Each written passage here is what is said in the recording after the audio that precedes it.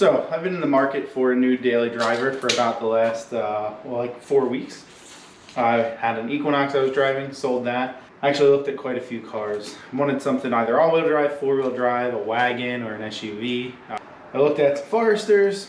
They were both junk, and the prices people are asking were ridiculous for the amount of work some of these cars needed. I looked at an F-150, I looked at an E46 wagon, which is probably the nicest thing out of the stuff that I didn't buy that I looked at, but I finally landed on this. This is an 06 6-speed Xterra, 4-liter, four-wheel drive. This kind of checked the boxes.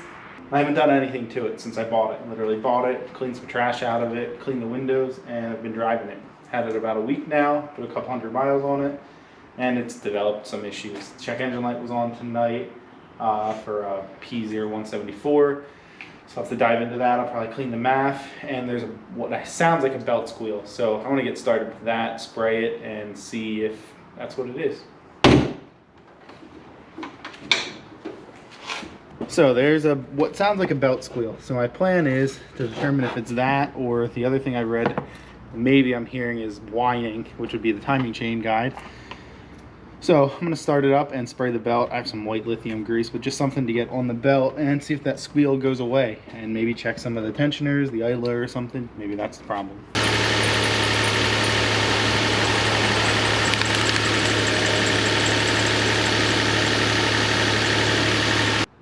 Well, white lithium grease is definitely not the right thing to use, nor did it work the greatest, but spraying it on the belt, the squeal definitely went away. So I don't know if it's the belt for sure or the idler, but the belt looks okay. There's a single idler down there, looks like, or the tensioner actually. I don't know if there are any idlers.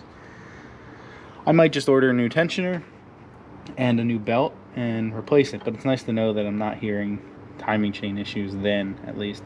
Very well could have a timing chain guide problem, but I don't think that's jumping out right now. So my next thing will be to try and figure out what the check engine light was on for. So I'll dive into that and a few other things this thing's gonna need, but overall it's pretty solid. Being manual is cool.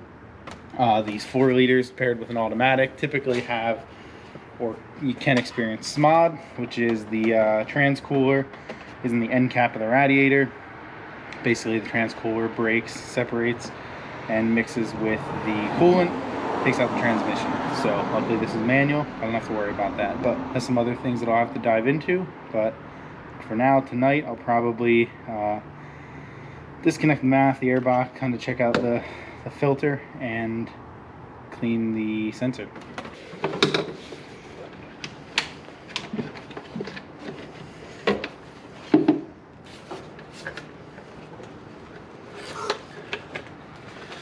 So I'll probably pop the sensor out and clean it.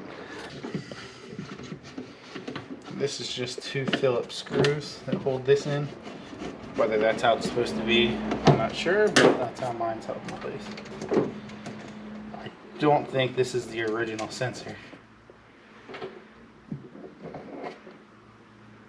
Looks fairly new itself, so hopefully this wasn't a ongoing issue that the guy was having.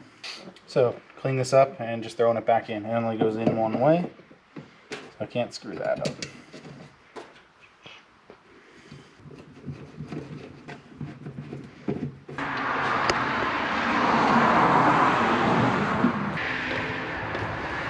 Alright, well that's back in. And really the only thing I can do at this point is drive it for a couple days and see if the light comes back on. I think I put about 220 miles on this since I bought it. Right when I had bought it, he had put a new battery in. I think he had driven like 16 miles. So the readiness monitors weren't set.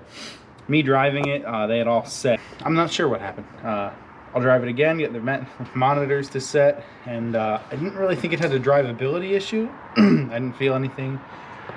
So see if the code comes back. In the meantime, get it emissioned while the monitors are set and the light's not on.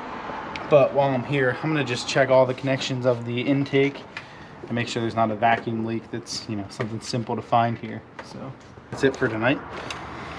Tomorrow I may probably get online tonight, order some parts, at least the serpentine belt. I'll probably try the belt first, see how much attention there is. At least get a belt on there and see if the squeal goes away. And go from there. But feels a little better to know that that's not a major issue. And I'll just kind of track the check engine light and see what happens.